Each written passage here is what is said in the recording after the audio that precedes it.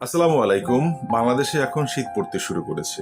শীত পড়ার সাথে সাথে এই দেশে কিছু নতুন নতুন রোগের আবির্ভাব ঘটে। এই রোগগুলোর মধ্যে অন্যতম হচ্ছে ডায়রিয়া এবং পাতলা পায়খানা, হাঁপানি, শ্বাসকষ্ট, সর্দি কাশি। এই রোগে সবথেকে বেশি ভুক্তভোগী হয় নবজাতক এবং বৃদ্ধরা। এই নবজাতকরা যদি এই ধরনের রোগের আক্রমণের শিকার হয়, দ্রুত বিশেষজ্ঞ ডাক্তারের পরামর্শ নিয়ে চিকিৎসা নিতে হবে।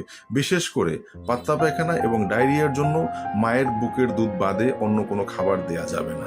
যদি অবস্থার অবনতি ঘটে, দ্রুত মহাখালী কলেরা হাসপাতালে নিয়ে যেতে হবে, যেখানে গেলে মানুষ সুস্থতার হার প্রায় 100%।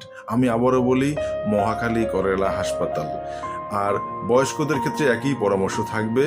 এই সময় সাধারণত শ্বাসকষ্টের এবং হাঁপানির আবির্ভাব যেহেতু থাকে, এই অবস্থায় অ্যালার্জেটিক খাবার অ্যাভয়েড করতে হবে। হাঁসের মাংস, গরুর মাংস, তারপরে বেগুন, এই জাতীয় খাবার অ্যাভয়েড করতে হবে। সব সময় চেষ্টা করতে হবে কুসুম কুসুম গরম পানি ব্যবহার করার জন্য, এবং রোদে দেয়া যেই পানি, সেই পানি অর্থাৎ বাচ্চাদের ক্ষেত্রে খুবই উপকারী, এখানে ভিটামিন ডিও পাওয়া যায়। এবং অন্যান্য ক্ষেত্রেও সবার জন্য একই পরামর্শ থাকবে, আপনারা ঠান্ডার পোশাক ঠিকমতো পরিধান করুন। এবং আমাদের দেশে যারা একটু গরিব অসহায় আছে, তাদের প্রতি একটু খেয়াল রাখতে হবে। বিত্তবানদের প্রতি আহ্বান থাকবে, আপনারা আপনাদের যেই বাড়তি টাকা পয়সা থাকলে আপনারা অবশ্যই সহযোগিতা করার সম্ভব হলে অবশ্যই সহযোগিতা করবেন সাধারণ মানুষদেরকে। আপনারা ভালো থাকবেন সবাই।